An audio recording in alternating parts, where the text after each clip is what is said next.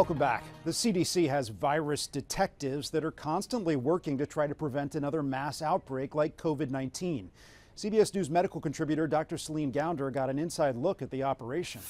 Over 5 years ago, COVID touched down on U.S. soil when one man from Washington state flew home after a trip to Wuhan, China.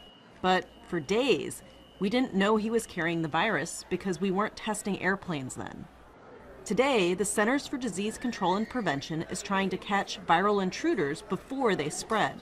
Our job as well is to stop disease from entering the U.S. Early detection is key for response. CBS News received special access last fall for the first look at their traveler-based genomic surveillance program.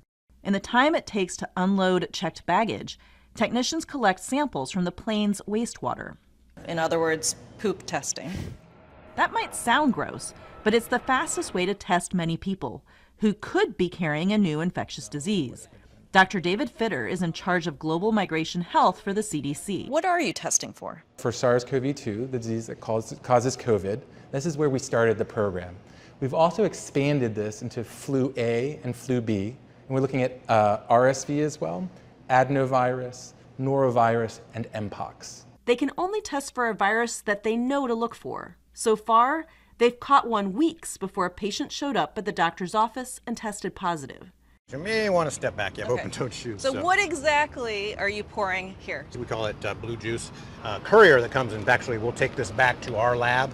Samples are then shipped straight to this lab in Boston. This is our genomics laboratory where we take wastewater from airplanes. We extract the genetic material in that from bacteria and viruses, and we look for potential threats to biosecurity. In 48 hours, they can know about a new strain or virus hitting the U.S. If they pop a positive, researchers can sound the alarm to state and local health officials. It begs the question, how prepared are we for the next pandemic? I think we were definitely leaning in more. We learned so much during COVID. We need to be able to detect things earlier, and we need to be able to respond quickly. Stopping outbreaks one day perhaps, but today this program is only testing wastewater at 4 airports. And last year, 135 million people flew from foreign countries into more than 300 airports across the U.S. Dr. Celine Gounder for CBS News, San Francisco. And now to the first brown bear in the world to have brain surgery. The animal's making a remarkable recovery at a wildlife park in England. Tina Kraus reports from London.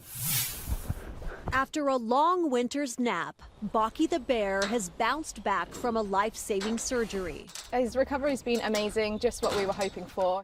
The 3-year-old was having seizures last year, so vets gave him an MRI scan that showed fluid on his brain. Surgeons prepared for a 6-hour operation to save him. Yeah, it's different where they go in because of the anatomy. In October, doctors put a stent between his brain and his abdomen to flush out the fluid and gave him pain medicine to take the edge off while he recovered. He's come out, he's done all the things he should be doing, eating grass, exploring the place, been really quite lively.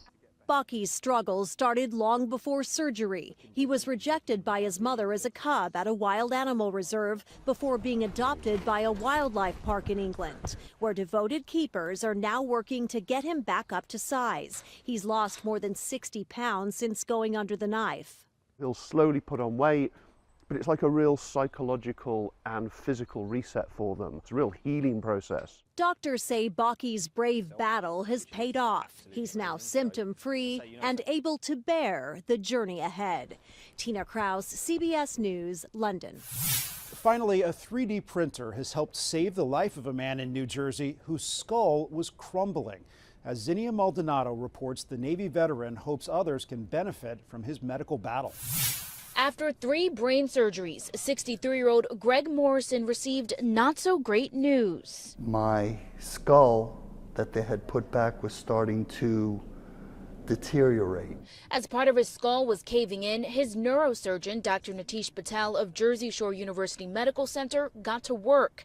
His team was able to construct a 3D model of Morrison's skull and then a replacement piece for the decaying fragment, thanks to a 3D printer. We can take a CAT scan, replicates Greg's anatomy in 3D, take that, identify the defect of what's missing, print out a perfect puzzle piece. Morrison, an engineer and Navy vet, first suffered a brain bleed 2 years ago, which required 2 surgeries and then a third when a brain tumor was discovered.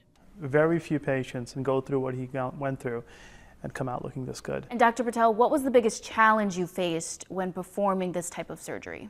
The challenge, of course, is timing. In Greg's case, not only were we able to beat the time factor, but we were also able to modify the anatomy. After his final surgery in November, the Jersey Shore native has since fully recovered and is back at work. By his side, George, the original replica of his skull. I truly want people, no matter how challenging the obstacle is, to know there's hope. Morrison hopes his story serves as inspiration for those battling a fight that seems impossible to win. From Neptune, New Jersey, Zinnia Maldonado, CBS News. That's Eye on Health for this week. I'm Bradley Blackburn. Thanks for joining us, and be well.